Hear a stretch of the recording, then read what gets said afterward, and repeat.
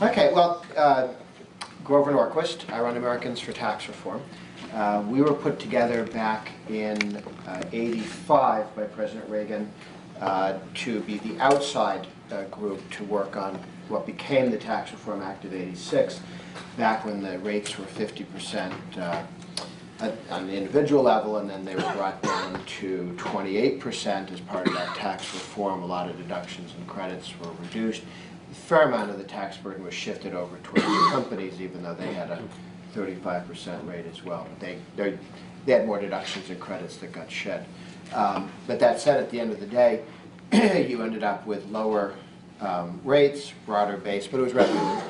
And so the Taxpayer Protection Pledge, which I designed summer of '86, the point was a lot of people were worried, gee, if we reform taxes by dropping the rate and broadening the base, what you'll have is all those deductions and credits and exemptions would go away, and then the rates will start to move up again. I mean, people talk about the top rate. Well, the rate used to be 70% after the Kennedy tax cuts, and they were 91, 92% under Eisenhower, except the number of deductions and credits and exemptions available back then was much higher. A lot of that stuff was stripped out so that more people were actually paying those rates, paying the top rate. So we were worried that you could end up having that drift up.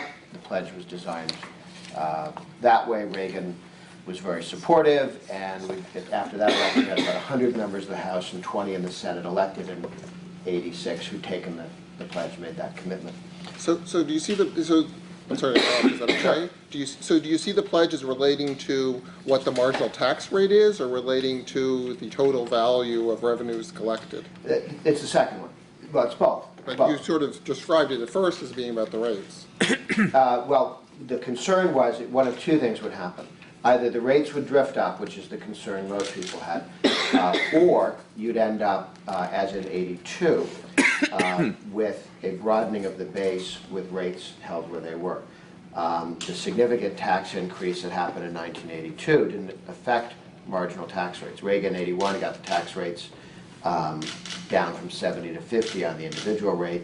Then in '82, Dole on the Republican side and Democrats on the House side promised the president $3 of spending cuts for every $1 of tax increase. And that would have been about a $577 billion spending reduction over a 5-year period. Instead, we got a $177 billion increase.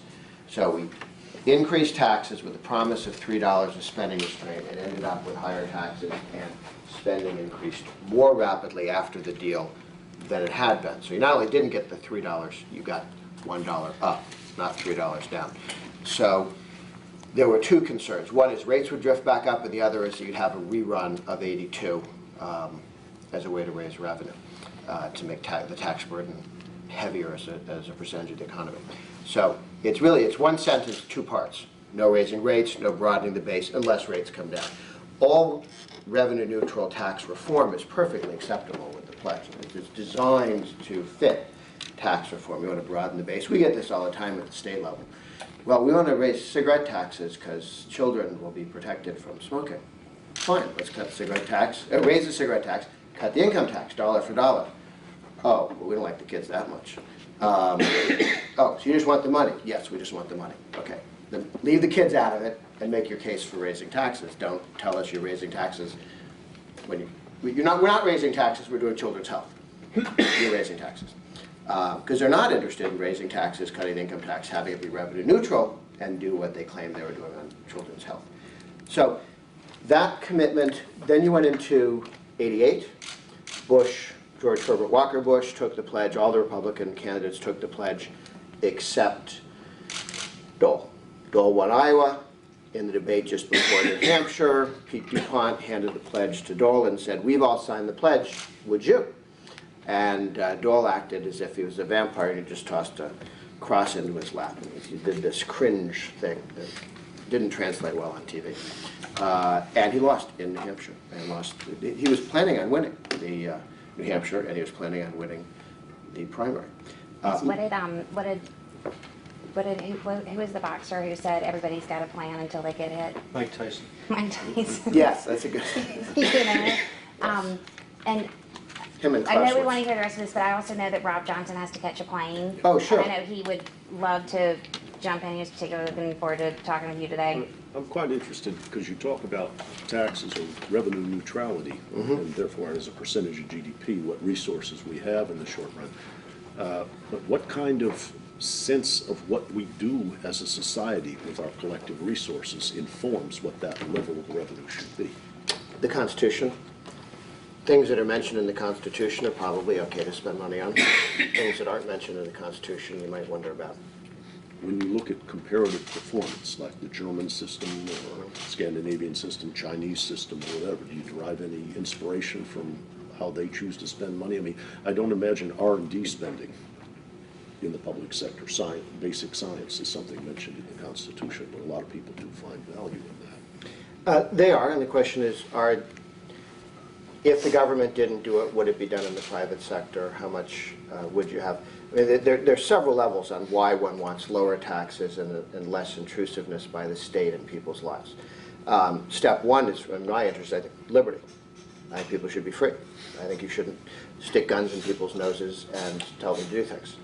And I don't think you should be shooting people unless they've committed a crime, as opposed to failed to do what you want them to do. Societies that are structured that way are icky and unpleasant, and that should be held.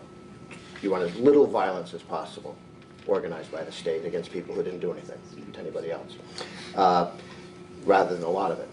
And so liberty is the first thing. Now, it happens to be that if you have less government interference in people's lives, they are not only happier, they're more productive, and they create more jobs and opportunities for themselves and everybody else. So we'd be better off without Social Security, for example. Well, it depends who we are. As I mean, our society would be better, freer, more liberty. We would all have greater liberty because we would be free to either eat cat food or not. well, you've got Social Security, which for handicapped people with lower life expectancies or minorities with lower life expectancies, it's a wealth transfer from them to older white women, which is not exactly Robin Hood. It's more Sheriff of Nottingham in terms of who it transfers wealth from. If you make the list of groups and institutions people generally think the government's helping, those are the ones that are most damaged by Social Security. Or people So that you're take saying their... Well, Can you say whether compared to we'd what? be better off without it or not? Had we done instead what the No, Republicans would we be offered at better the off time, without it? we would be better off had you done, well, You aren't going to answer the question.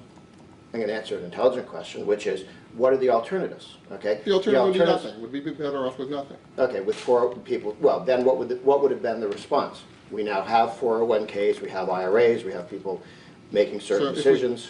If your FICA taxes, which are now taken from you by force, were left with you, Right. and you were to put them into the stock market when you're young and into bonds as you get older, you would both retire with a significant sum, and the average American would have 3 times as much money coming in every year when they hit 65 as not, just looking at historical averages. Or you can look at what Chile's done and see it there. So Social Security has made everybody poorer compared to actual, fully funded, invested, so compulsory savings, that's what they do in Chile. You have to save 10% of your Isn't that income. a guy- Put it in a Well, 401k. Yeah, is You'd it be for compulsory compulsory savings making us savings. less free? Well, the question was, I mean, life is not all one or all the other sometimes. I mean, you take a look at what the alternatives are. Nobody's arguing. I know the left's fiction is any criticism of the size of the state means you're arguing for not having a government. You know, like taxpayer activists are anti-tax or anti-state. Well, cancer doctors aren't anti-cell. They're against cells that kill people. I'm not against governments. I'm against governments that push people around too much. Social Security is a good example because the concept of Social Security, as I understand it, as I view it, you can look at Social Security in a variety of different ways. from But our the way that I German- look at Social Security is that we're going to guarantee everybody some minimum subsistence level of life when they're too old to work, which solves a problem that we had in the 1930s of we had a huge economic downturn and we had a lot of people who literally did not have anything. And if people do not have anything and they're my age, well, that's not a social problem the government needs to solve because I can get a job. If you don't have anything and you're 80 years old, that's a social problem for your society. And so we solve that problem by guaranteeing to everybody a minimum income and that I'm not for a national pension system that's designed to entirely replace your own retirement savings and your retirement choices with Social Security, but we have a system that guarantees that everybody has something, and then they can and should save for their own retirement on top of that. If you take that away, if you say we're not going to have any safety net, we're going to let everybody save for themselves, they're going to make their own decisions, bad or worse, bad or good or bad, they're going to be left to their own devices. If they're fortunate, if they're smart, if they're lucky at the right times, they're going to have a lot of money and they're going to be able to go on cruises. If not, well, they're poor and they deserve to be poor because they made mistakes or they were in the stock market at the time then Lehman Brothers collapsed. And there's Social Security is presently structured compared to having the government say, take your FICA taxes, invest them in the stock market when you're young, and as you get older, put them in bonds, reduces your income when you're older by 2/3 from what it would be otherwise. It actually makes you and everybody else in the country poorer than before. That is not a helpful program. That is a destructive program. That's only if you assume that everybody's going to make. And looking back 70, look back 70 years, and that's what would have happened. But For the past the 70 past years, were a including predictor of the recessions. future, the richest people would be librarians. But I need to interrupt this, I do have Sure. to leave, I'm sorry. Before I knew we were gonna have a meeting, Two things. I just want to make sure I share this with you. One was our letter to Warren Buffett explaining to him how, if you wish to give the government more money, you can do it. There's a website. He doesn't have to wait for anybody else.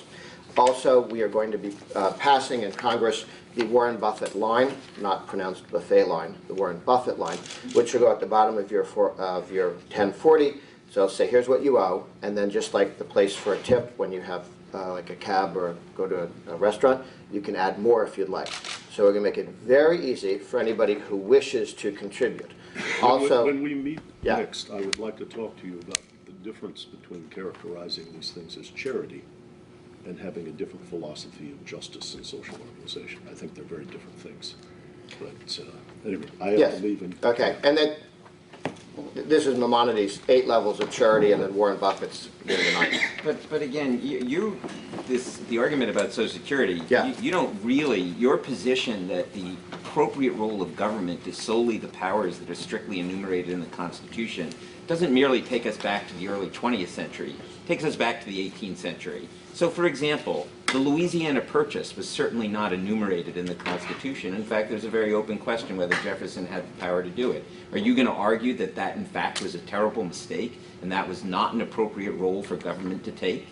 Actually, I think it was wisely done. I think it would probably pay to amend the Constitution to make it easier, So to you're make it okay clear. with retroactively saying that we can do something if you decide that it's appropriate? No, I think it would have been a good idea since we were in the business of accumulating territory. Once you realize, oh my goodness, we didn't have that in the Constitution, they should have amended the Constitution. But Could have there happened- could are have so happened many, easily. things like airports. I mean, the canal system, which was so essential for the early growth of America, which was a government-funded project.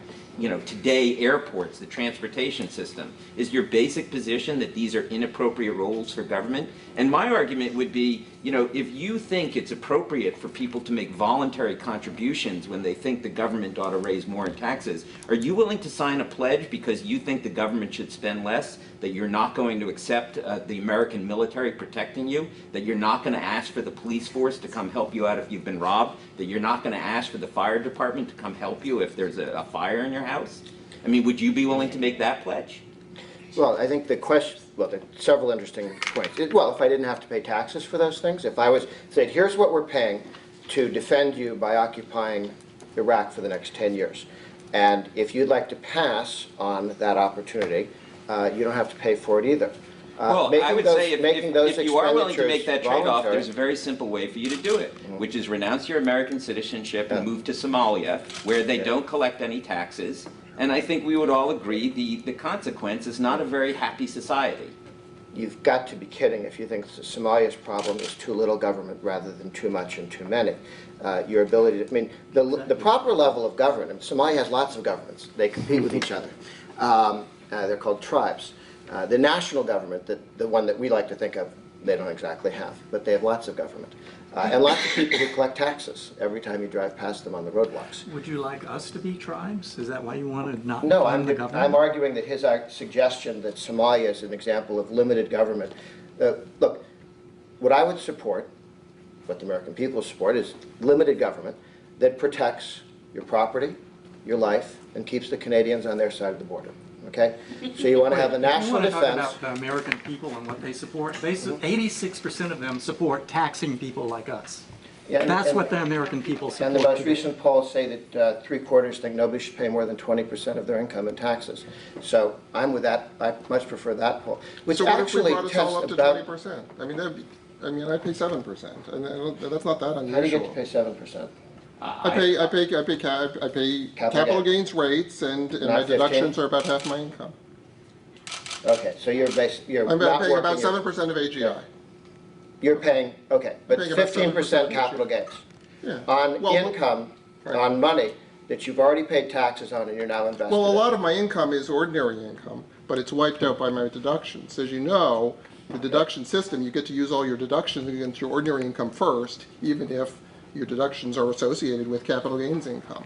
So what happens is you can have lots of ordinary income that would quote be taxed at 39%, but you get to wipe it all out with your deductions.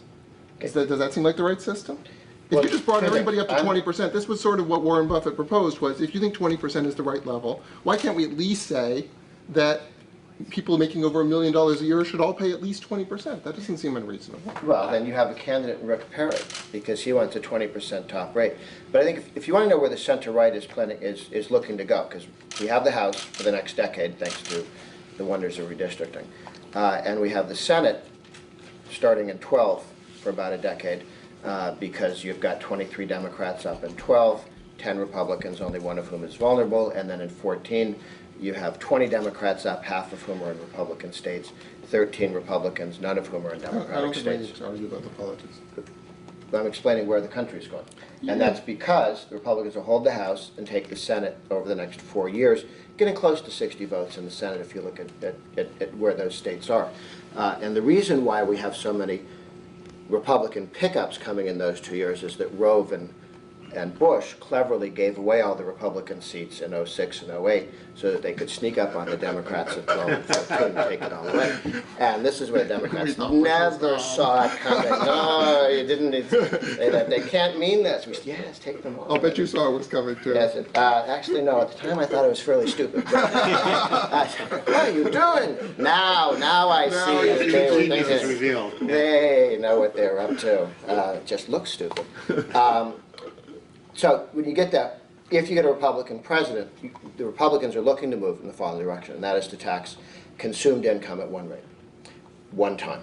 So not do the death tax, not do capital gains taxes. When you earn $1, the government will steal some of it. Borrow, ask for, take some of it. Or you go to the retail sales tax idea. The government leaves you alone. If they catch you spending $1, they appropriate some of it.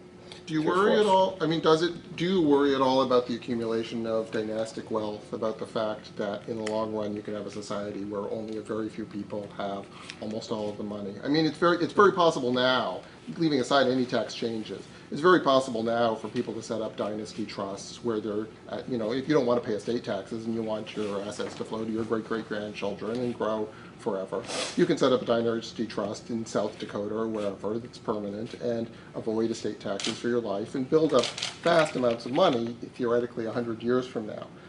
Is there any danger to society in reproducing a sort of a European model where you've got people who are vastly rich so that they own huge swaths of the country and a large fraction of people who have almost no wealth? Yeah, actually earlier today we had a presentation by Hernando de Soto, who's done a lot of work on ending up getting people more wealth, more land wealth, more evenly distributed, where people actually control their wealth. In Egypt, over 90% of all the land and buildings are not legally owned. I mean, you have your house because you're there, but you don't have a title to it. You can't go borrow against it. It's tough to sell it unless all of your neighbors agree that, we all agree that that's your house. It's not, so you can't go to some court and say, hey, back up, my house, or my land. Tunisia is over 90%, Libya over 90%. and you've got 95% of all the small businesses, the hawkers and everything else, have no legal status either. So I would argue that those societies where you have the least protection of property rights, you actually have the most stagnation. England is 6,000 families own more than half of the land, 75% of the land over there, and everybody else gets a 99-year lease. That follows from statism, not from a more dynamic economy. The top 1% So you over do the think last decade. You do think it's bad in general to have a small fraction of the people controlling almost all of the wealth in the country? If it's organized through violence, yes. If the state is If it just enforcing works out that way, suppose that, I worked in the software industry where some people are just immensely more productive than others, right? If you have somebody build your website, and has the right algorithms and the right ideas, they can do things that 1,000 other people can't. Does that mean that the people who happen to have the talents that are valuable in society should just naturally own 1,000 times, 10,000 times as much stuff? More importantly, are you in favor, do you oppose welfare for the able-bodied poor? Do I think the government should take money from somebody who earned it and hand it to somebody who is capable of taking care of themselves and chooses not to? No. I guess I think that's probably not a good idea. But you don't have any problem with wealthy people enabling their able-bodied children to not work? Well, Because the point is, even if it's the people who earn the money in the first place, who accumulate that great wealth, since you're opposed to what you call the death tax, you must by definition think it's perfectly okay for there to be a small group of extremely wealthy people who control the vast majority of wealth who did absolutely nothing productive to actually earn it.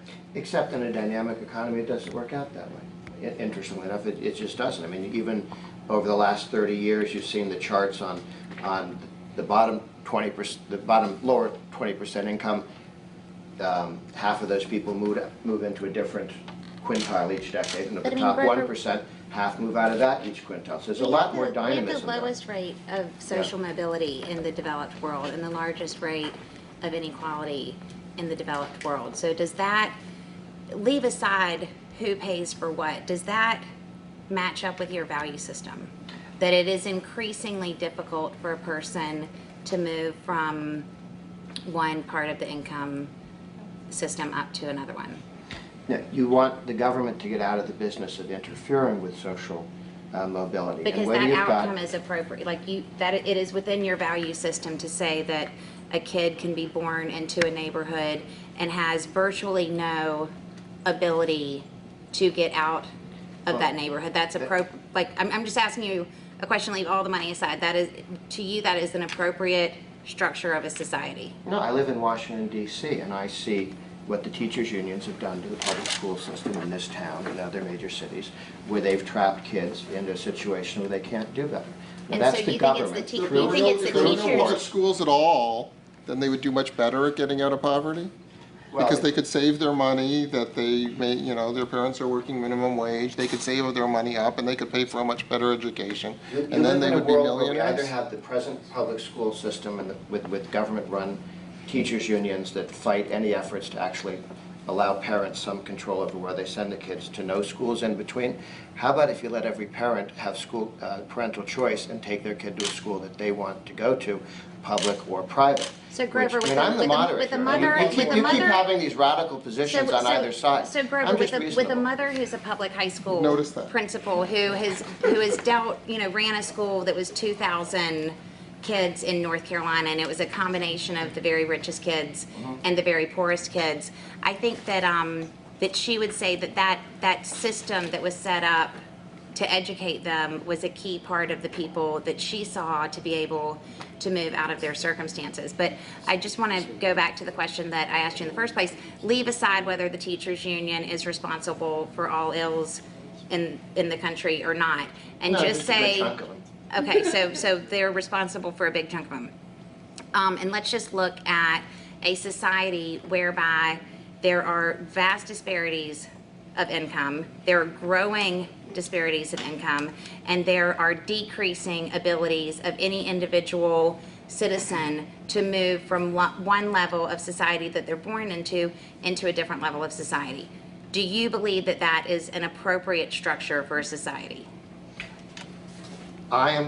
You're asking outcomes, and I'm talking about Yes, liberty. I am Okay. asking outcomes. Okay. So what do you think of that outcome? I don't think it's a very good outcome. Now, the Okay. question is what causes that? And I And would so sit what, down. but what would be your preferred outcome? So leave the method through which you get there aside. No. What is your preferred No, outcome? no, liberty. Liberty is the preferred outcome. Liberty is the preferred way of doing what if things. liberty- Freedom is where you want to go. And if some people in And freedom so you're want- telling me that a kid who grew up in the projects with no public education system with an abusive child has any freedom whatsoever to do anything? Okay, your argument on where the government is, okay.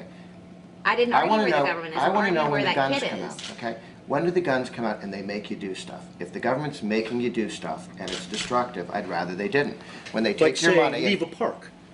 Pardon? Like say, leave a park. Oh, well, you know, that's New York. I think that's a That big was mistake. nicely done, Charlie. Thank you. I just thought it was an opportune moment to mention that there is a monopoly on the legitimate use of force in our country, and it is reserved by the 1%.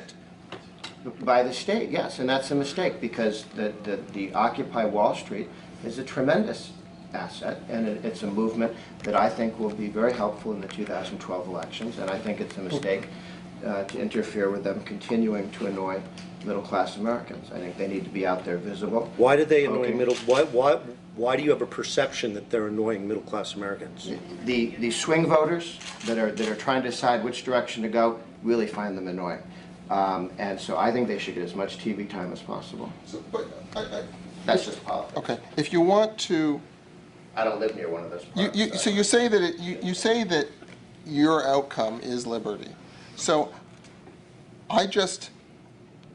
there's no evidence that a system where you eliminate any role for government except law keeping and the very small number of things that you accept as as the role for government, there's no evidence that such a society gives people economic opportunity. You may have a sort of a religious belief that liberty must be good, and if we just get the state out of the way, then things are going to get better for everybody. But I worked at I worked at Google. We were very successful there. Company would not have existed without federal research funding. The internet would not The internet would not without exist in the federal form it research exists funding. federally. We would have some kind of technology. Things would be developed. But you can see firsthand, working in this area, the importance of funding for basic research that doesn't have an immediate economic payoff. Those things may be ideologically bad, but they actually have good consequences that we can look at and see the benefits. And so the question is, when your values, when your beliefs about, well, I believe that liberty must always produce this best outcome, conflicts with what you actually see happening, don't you have to sometimes compromise between these two things? You're saying you're the reasonable person. Well, I mean, you just go through life. There are societies where the government has more control and takes a higher percentage of the economy and people's wealth and has more control over their life versus ones that have less. And you can, and different cultures behave differently. So just set that aside. East Germany and West Germany. West Germany was more my team. North Korea, South Korea. South Korea is more my team. But the Mainland people in China, West Taiwan. Germany, in Germany, pay 60%. Right, I'm saying compared to same ethnic group, same, all those things that you might otherwise say have some effect on people's capacity to save or forward-looking or any of that stuff. Where you had less government, you were better off than where you have more government. You go to the United States and draw maps of the size and weight of government, city government, county government, city government, town, and look at growth, jobs, poverty levels. The more government, it's like crabgrass on a lawn. If you look at it, the darker it is for more government, the poorer and less cheerful. What about innovation? What about progress? What about technology? I mean, I look at the graph. If I look at the graph of where, presumably, the fact that you can buy an iPad for $500 that does something that 10 years ago would have been impossible at any price. I know people who spend $1 million, building custom technology that isn't as powerful as what you can buy for $500 now. That's a benefit to people that comes from the business. It's a benefit quite aside from the profits that Apple makes. There's a benefit from progress. That progress, if you look at the progress that society makes, that happens all in the places that you denounce as having high taxes. It happens in Silicon Valley, it happens in Boston, it happens in New York. And it happens in those places because there is an investment by society in the opportunity to in the infrastructure, in the research, in the universities. You presumably are against any federal funding for universities. It happens because we're willing to invest in the things that benefit our society as a whole in the long run, and don't just benefit our society in terms of dollars, in terms of profits made by somebody, but make the society itself better. It seems like those are the kinds of things that you can have some alternate model and say, well, gee, if there weren't any federal funding for research in, basic technology, some corporation would do it because they would see that 40 years from now that it would enable all sorts of opportunity, but corporations don't work that way. Corporations invest in things that give themselves an individual benefit. If you want to invest in things that have a benefit to society, somebody has to do that that's not motivated by society. Maybe there's some of it can be done by charity. I give a lot of money to support scientific research, but the scale of the problem of the work that needs to be done is beyond the practical aspect that can be addressed by those kinds of means. I was in high school and I never quite understood the argument that governments take the long run. Governments run by people elected every 2 years. Whereas the guys at Weyerhaeuser who plant trees that take 40 years before you can harvest them, or 20 years before you can harvest them, they take the short run view. Or the guys in, Mrs. Grover G.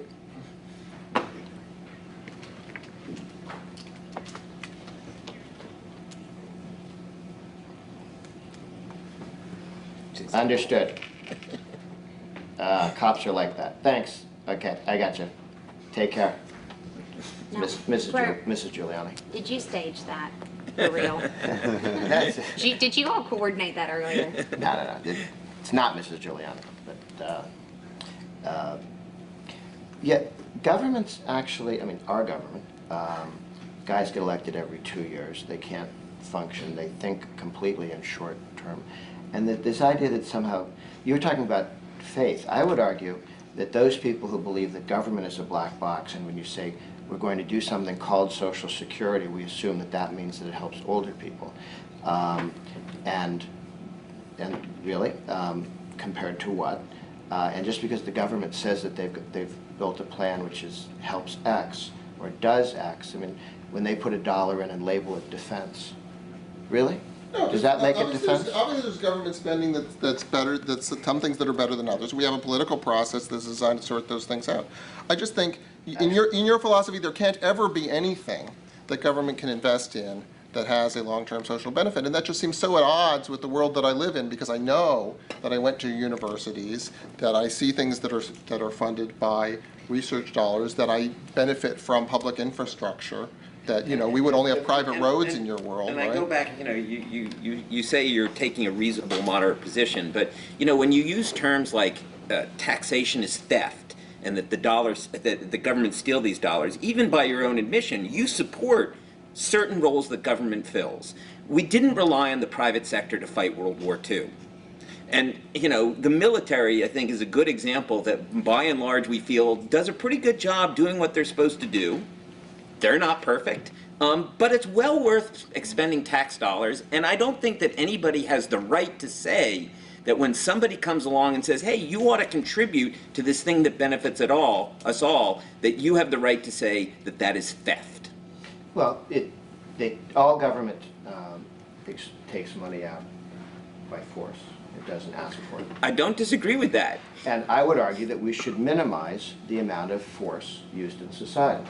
Not just by muggers and rapists, but by the government. Where the government comes and forces you to either give them money or to do things, that should be kept to a minimum, not to zero. I'm in favor of the government raising money to protect property rights and have a defense to defend the country. I'm not particularly interested in doing other things with the Army. But following up on David's point, you do dispute the notion that government can ever effectively invest in things that have a broader public benefit.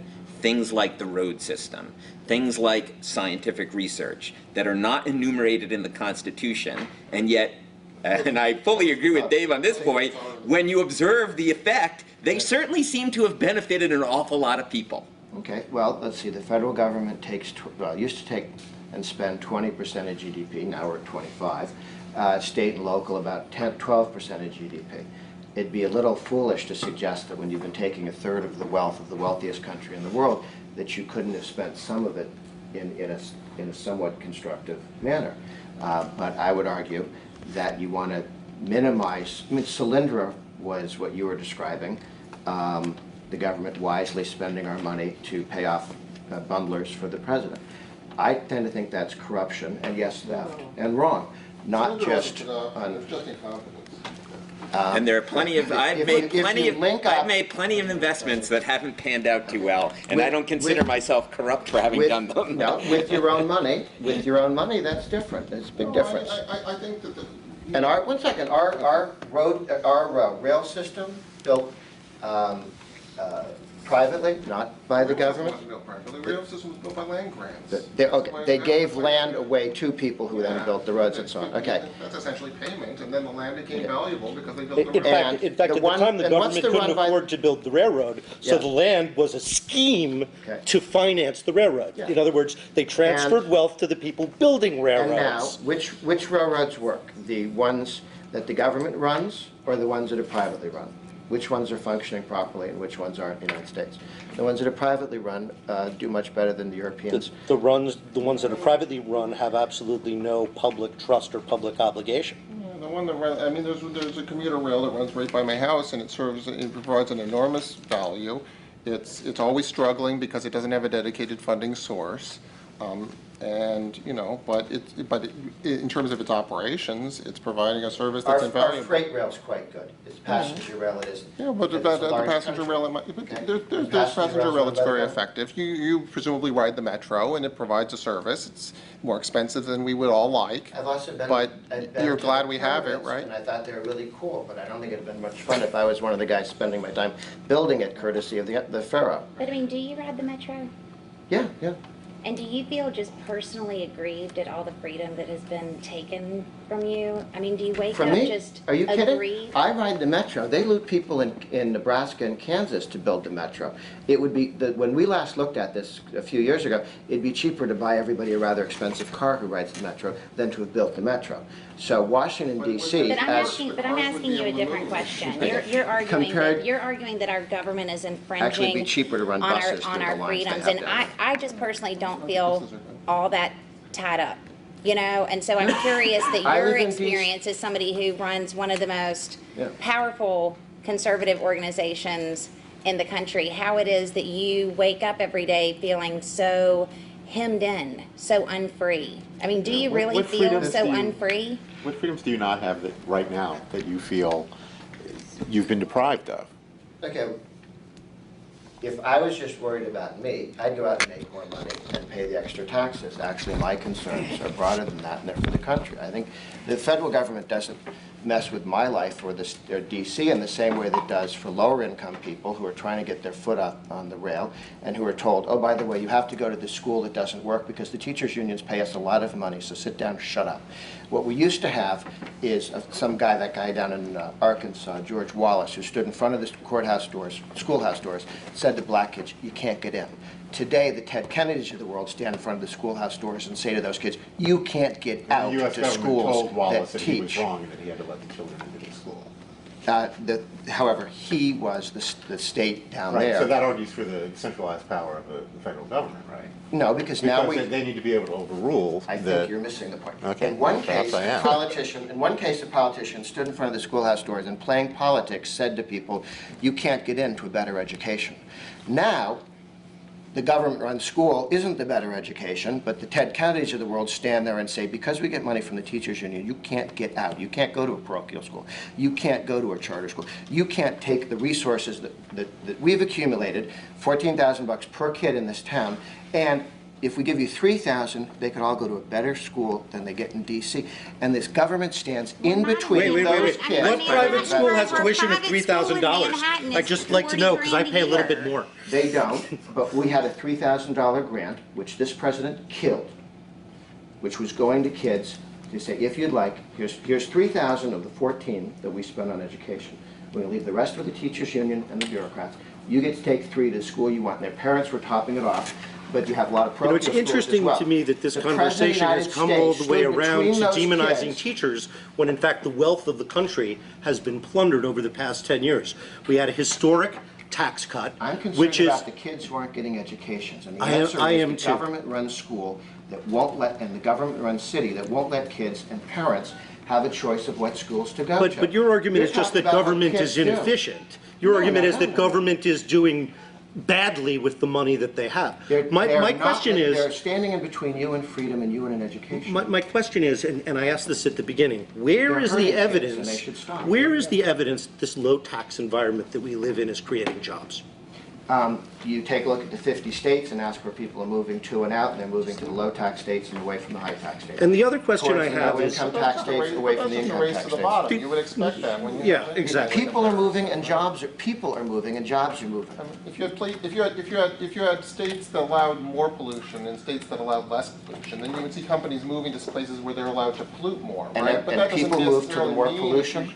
that doesn't necessarily mean that you should have societies where Visit companies can Eastern pollute Europe, as much as they visit want. Western Europe, and you get a better idea of when the state owns things and Well, land is listen, not you could- privately owned. Well, you go to have Western more Europe and privilege. taxes are 60 and 70% there.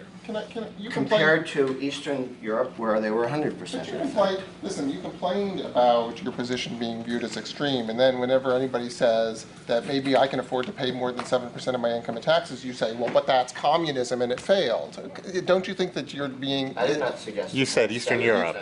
I said, no, The question- you were asking, the question we how do you started with- know whether more government or less government? I said, let's look at societies that are divided down the middle. We've got a little test there, and it makes it a little difficult for you to go, oh yeah, that's But not there's more than fair. one dimension to what government does than more or less. There's, You're you know. comparing an extreme situation where the government in East Europe was charging 100% tax Right. with a moderate position. And now you're saying, because it's better to be moderate than extreme, we want to go all the way to the other extreme and Okay, pay no taxes. Massachusetts and Virginia, Maryland and Virginia. People leave Maryland, they move to Virginia. Jobs are created in Virginia, they're killed in Maryland, apart from federal jobs. But people move from Virginia to California and Maryland Texas. for the opposite reason. For example, in Virginia, you can only buy health insurance from 2 companies, and the cost for an individual like me is $38,000 to buy insurance for a family of 5 in Virginia for 1 year. So I invested in a business in Maryland, and now I get my insurance for them through them, and it costs me $14,000 a year. So there's as much migration of individuals and businesses from Virginia to Maryland as there are from Maryland to Virginia. So I think you're asserting something which I don't believe is true. Well, we can get you the chart because we actually put them out every once in a while where they go not only the number of people who move from each state, this is all inside, this is not immigration from outside the country, but migration within the United States. By any measure, the more government, the higher taxes you have, the more services, the more spending. People equate government spending with services. I've never quite understood that, but okay. Well, if you're in a Let's big pretend city, it's the obviously same. it requires more government than if you're living in the countryside. It Well, requires more schools you get and a- more teachers and more mass transportation because and more public services. Per capita, Yes. That's because it's a city. okay. So I suppose cities benefit the economy. I think that's, Okay. can be agreed upon. Washington DC, I think it's our friends from, yeah, can you take this? Yeah, I'll just let him know. Okay, thank you. He's concerned about being able to, he can't park because the cops are bothering him. I'm sorry, I've got to go do a TV show in a little bit, and the guy who's supposed to pick me up is circling around and getting tickets. The more government services, the more government spending, the more people leave those states and move to states where they spend less and provide less. And that's internal. But there's no internal, question, not I mean, overseas. again, And again, this is what people do. This is what people say they Well, of want. course, there's a race to the bottom if you. These but people it's are current- moving there. Well, of course. They're not just moving their money, they're moving themselves. This is a race to the top, That's by the because they way. haven't given any, they don't have, you have, No, you're actually, in a society with actually, 15% unemployment. Actually, the state that you're and it's holding up for. structured in such a way. This has been true for years. Is People there, is there have been moving anywhere to lower in tax states. the entire history of the world, any society that you look at that is the model, the mental model that you look at and say, if we only had this structure, this is freedom, this is liberty. What is your mental map? Has it ever existed, or is it just a faith that if we do these things, a new nirvana will come about on earth? Where is your mental benchmark for this? And I'm sorry, I've got this guy out there waiting. Hi, I'll be right downstairs. Okay, he just called again. Okay. The United States with improvements. So it doesn't exist, it never has existed, but you think if we make these changes, it will bring about a... I'm not arguing for nirvana. I'm arguing for better rather than worse. Like, you guys have some sort of weird view that this is all on, off, white, black, yes, no. I think you can look at some countries and say that has more respect for people's liberty and lets people run their own lives, and as a result, they're happier. I think people should be free. There's free. There's completely free, and there's absolutely not free. And I'm trying to understand what freedom looks like. I think people should be able to go to any church, synagogue, or mosque they want to. And they I think can't do they that should here? be able to say, not in New York, evidently. Why? Why not New Because you have York? demonstrators who run around and tell people they can't build mosques where they want to. Right, most of them in your party. Okay. I mean, seriously, the people who opposed Part 51 and that wackadoodle Pamela Geller who put herself in a She is bikini not a and Republican, sent thank you. a picture of so herself. freedom I mean, to you go to wanna any talk church about or people who synagogue. She's a help left-wing kept people thug, but- from. All right, who else? What else? Okay. Well, you want people to be free. You want people to be able to accumulate a house and whatever else they want to with the least amount of interference. Taxes should be at the lowest possible rate and the least interference in how people run their lives. Because I don't understand, based on my own life, I feel like I'm incredibly free. I lived in Russia for 6 months, and I got to see what that was like. I feel incredibly blessed to be living in the society that I live in. No, our government is probably less sucky than most governments in the world, okay? It's less intrusive and less damaging. God, Well, I've Kroger. traveled around other countries. I would simply say I'm our sorry, point of disagreement, our farm fundamental point of subsidies, disagreement. Teachers' unions, the average private sector worker pay benefits, pension, $60,000. The average state and local worker, these guys pay $80,000. The average federal worker, these guys pay $120,000, okay? We run not in a Robin Hood society, but in a reverse Robin Hood society where the state goes out and takes resources from people in the private sector and pays people doing I would say 80 our and fundamental 120 versus 60 with all benefits.